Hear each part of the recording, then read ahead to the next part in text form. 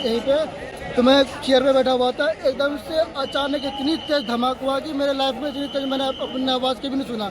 धमाके के दहल पे मैं 3 बार गिरा हूँ, उठाऊँ फिर गिरा हूँ, उठा ऐसे धरती फटने वाला है, इतनी तेज धमाका हुई है। ठीक है, तो मैं दुकान छोड़ करके एकदम से भागा। मेरे साथ भी बहुत सारी पब्लिक भागी, एक पे एक पब्लिक गिर रही थी। उस टाइम ऐसा लग रहा था कि हम कुछ पल में, और दूसरा धमाका हुआ था हम मरने वाले हैं। ऐसा लग रहा कि हम बचने का चांस, ऐसा लग रहा कि मौत को मुंह से देख रहे हैं, इस तरह से नज़ारा था।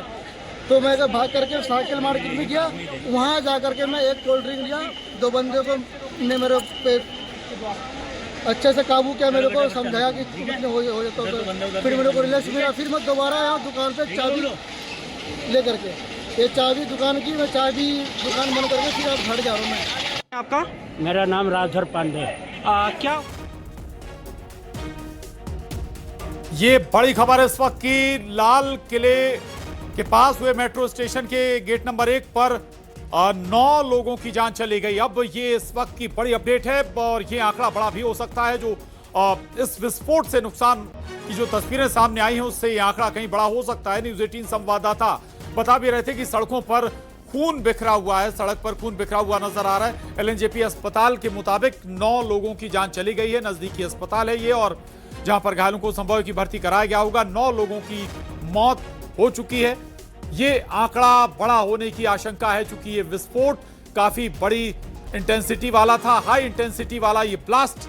न्यूज़ 18 संवाददाता बता भी रहे हैं, पुलिस ने चारों तरफ से एरिया को घेरा हुआ है, दिल्ली को हाई अलर्ट पर रखा हुआ है। और ये भी बता दें कि आसपास जो दुकानें हैं उनके शीशे, खिड़कियां, दरवाजे भी टूट गए। ब्लास्ट इतना ज्यादा था, आवाज इतनी ज्यादा तेज थी। जो लोग हैं, जो प्रत्यक्षदर्शी हैं, वो बता भी रहे हैं कि उन्होंने इतनी तेज आवाज, इतने धमाके की, इतनी हाई इंटेंसिटी की आवाज उन्होंने नहीं सुनी, पहली बार सुनी है। और चूंकि आप अंदाजा लगा सकते हैं कि यह जगह क्यों चुनी गई होगी ब्लास्ट के लिए, चांदनी चौक इलाका, और इस समय बेहद ज्यादा यहां पर गैदरिंग होती है, लोगों की भीड़ बहुत ज्यादा।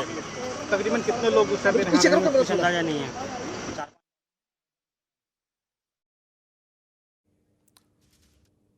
और चूंकि शादियों का सीजन भी आ गया है, इसलिए लोग खरीदारी करने के लिए भी बड़ी संख्या में यहां पर पहुंचते हैं। बहुत बड़ा देश भर से लोग, अगर हम कहें तो, यहां पर खरीदारी करने पहुंचते हैं। पर्यटक, देशी और विदेशी पर्यटक इस क्षेत्र में आते हैं, और ऐसे में इस जगह को टारगेट। क्या बता पाएंगे कुछ? नहीं जी, हम कुछ नहीं, हम ये देखे, लपट देखा। हाँ, अपने छत से देखा, तभी मैं नीचे उतर के आया कि जरा देखूं कहाँ है क्या।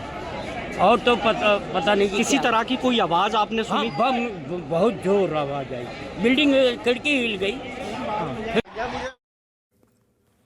तो सुन रहे थे आप प्रत्यक्षदर्शियों के बारे में। जब लोगों ने आवाज सुनी है तो वो अपने घर से नीचे उतरे हैं और देखा कि आग, जबरदस्त आग की लपटें उठती हुई नजर आ रही हैं। ललित हमारे साथ बने हुए, एक बार फिर ललित का रुख करेंगे। ललित, ये बहुत कुछ बता रहा है। न्यूज़ 18 संवाददाता को आपने भी सुना होगा, आंकड़ा बढ़ गया, 9 लोगों की जान चली गई, और संभव है कि आशंकाएं हैं कि यह आंकड़ा हो सकता है और बड़ा हो जाए। बहुत हाई इंटेंसिटी वाला ये ब्लास्ट था।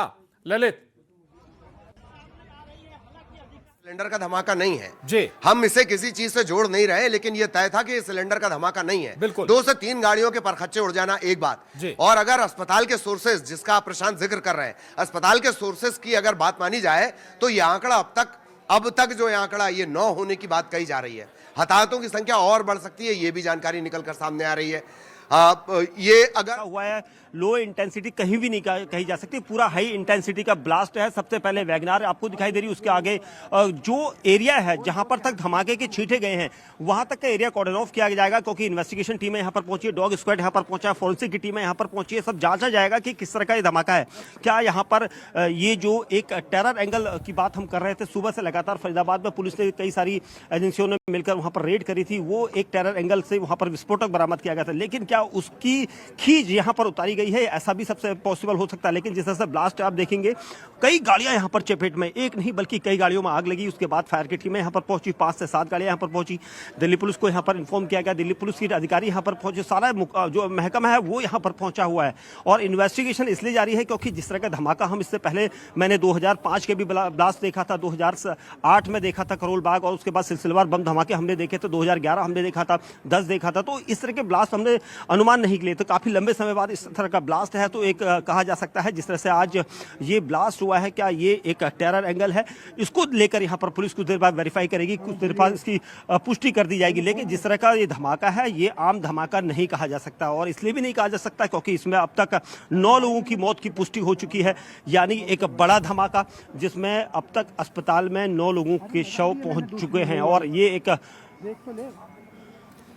तो साधारण ब्लास्ट तो ये बिल्कुल भी नहीं है। न्यूज़ 18 संवाददाता बार बार ये बात भी बता भी रहे हैं। तस्वीरें भी उन्होंने दिखाई कि कैसे सड़क पर खून बिखरा हुआ है। एलएनजेपी हॉस्पिटल की तरफ से ये क्लियर कर दिया गया है 9 लोगों की जान जा चुकी है, जो घायल अभी भर्ती कराए गए हैं एलएनजेपी हॉस्पिटल में। और ये बताता है कि कितना गंभीर ये ब्लास्ट है। और सिलेंडर ब्लास्ट तो कतई नहीं है, ये बिल्कुल भी नहीं है, चूंकि एक पहले कार में ब्लास्ट होता है, कार के आसपास कुछ और कारें भी चपेट में आ जाती हैं और आसपास इतना ज्यादा नुकसान होता है कि चारों तरफ काफी बड़े एरिया में बहुत कुछ बिखरा हुआ नजर आ रहा है। बेहद हाई इंटेंसिटी का ये ब्लास्ट इससे जरूर क्लियर हो रहा है, क्योंकि जब ये ब्लास्ट हुआ तब आसपास की जो दुकानें थी उनके शीशे, खिड़कियां और दरवाजे तक बताया जा रहा है कि टूट गए। जो लोग खड़े थे आसपास मौजूद थे या कहें कि जिनकी दुकानें हैं वहां आसपास, वो बताते हैं कि धमाका इतना जोरदार था कि कान के पर्दे फटने जैसे हालात थे,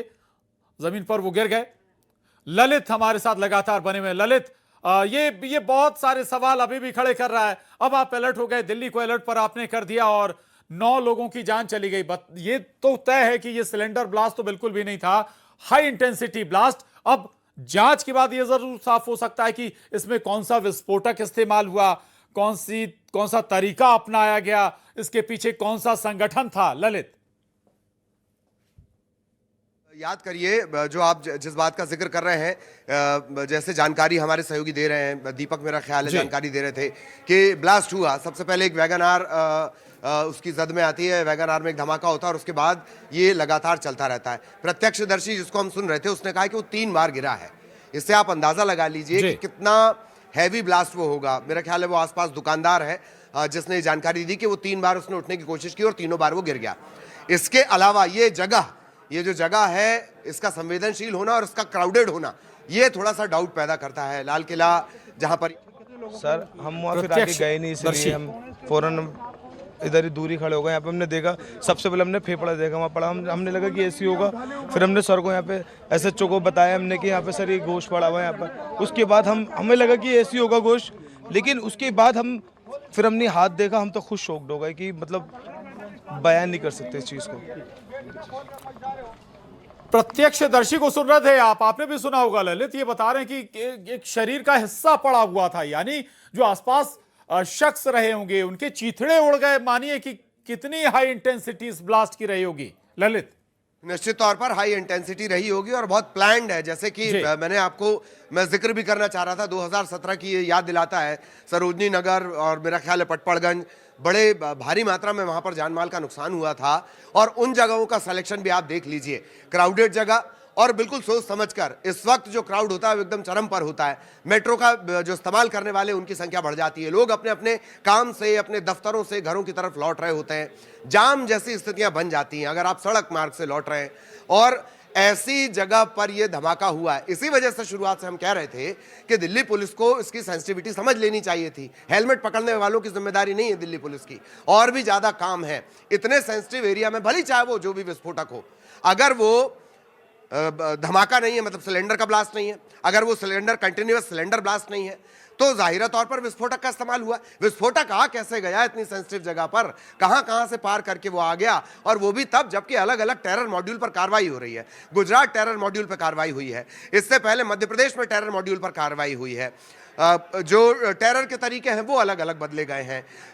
इसके अलावा फरीदाबाद में एक बड़ी कार्रवाई हुई है। उसके बावजूद अगर हम दिल्ली की इस घटना पर चर्चा कर रहे हैं तो ये निश्चित तौर पर एक तो फेल्यूर है, और दूसरा आप जो कह रहे हैं कि हाँ विस्फोटक का इस्तेमाल हुआ है, भारी भरकम विस्फोटक का इस्तेमाल यहाँ पर हुआ है। जिस तरह से ये धमाका हुआ है, 5 फायर ब्रिगेड की गाड़ियां लग रही हैं। जाहिर ये बिल्कुल है कि आग इतनी भयंकर है कि उसे बुझाने में दिक्कत हो रही है। और एक बात और, धमाके से जब आग लगती है तो ललित, मैं आपके पास फिर से आऊंगी, लेकिन उत्कर्ष सर हमारे साथ इस वक्त मौजूद हैं, उनसे हम ज्यादा डिटेल में बात करेंगे। आप कर्नल रह चुके हैं, कर्नल के रूप में अपनी सेवाएं दे चुके हैं। उत्कर्ष सर, आपका स्वागत है। और ये जो तस्वीरें इस वक्त हम अपने दर्शकों को दिखा रहे हैं, कई तरह के सवाल पूछने के लिए मजबूर कर रही हैं। सर, आपको पहली दृष्टि में क्या लग रहा है, देखकर क्या हुआ हो सकता है वहां पर?